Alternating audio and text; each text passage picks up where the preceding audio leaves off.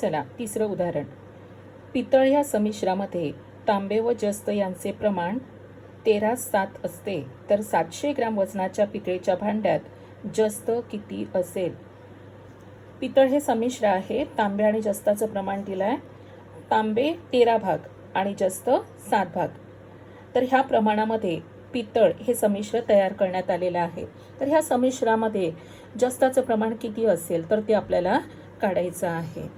सर्वप्रथम आपण लिहूया पितळ या संमिश्रामध्ये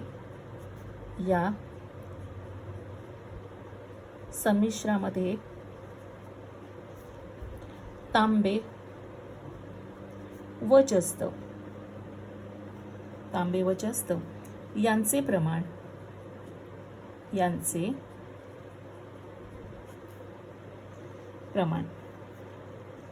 13:7 आहे. यांचं प्रमाण किती आहे? 13:7 आहे.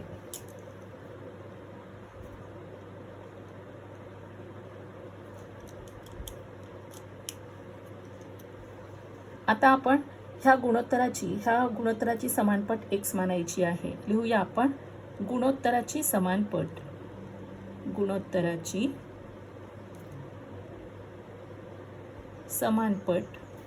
x मानू.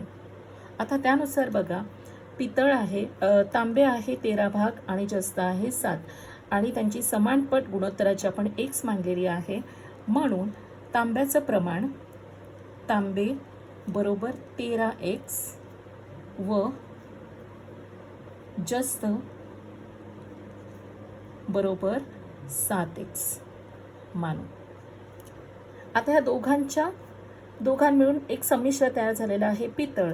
म्हणून आपण लिहिणार आहोत 13x अधिक 7x बरोबर 700 ग्रॅम वजनाचं पितळेचं भांड तयार केलेलं आहे. म्हणजे 13x अधिक 7x बरोबर 700.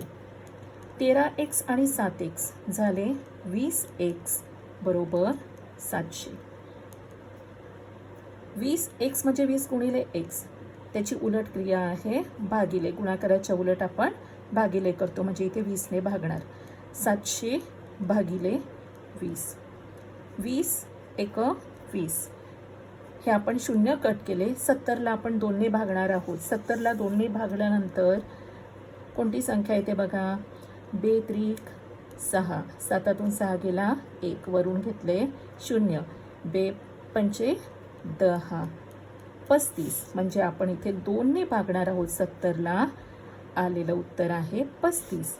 म्हणजेच x ही जी समानपट मांडली होती ती समानपट आहे 35. आत्ता दिल्याप्रमाणे आपण जस्ताचं वजन काढणार आहोत. जस्ताचे प्रमाण 7x आहे. जस्ताचं प्रमाण आहे 7x. म्हणजेच 7 गुणिले आपण 35 करणार आहोत.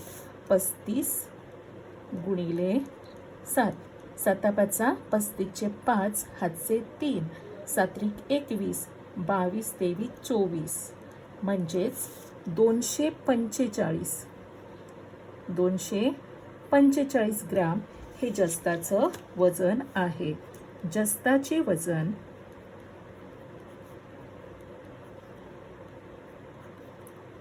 245 ग्रॅम आहे.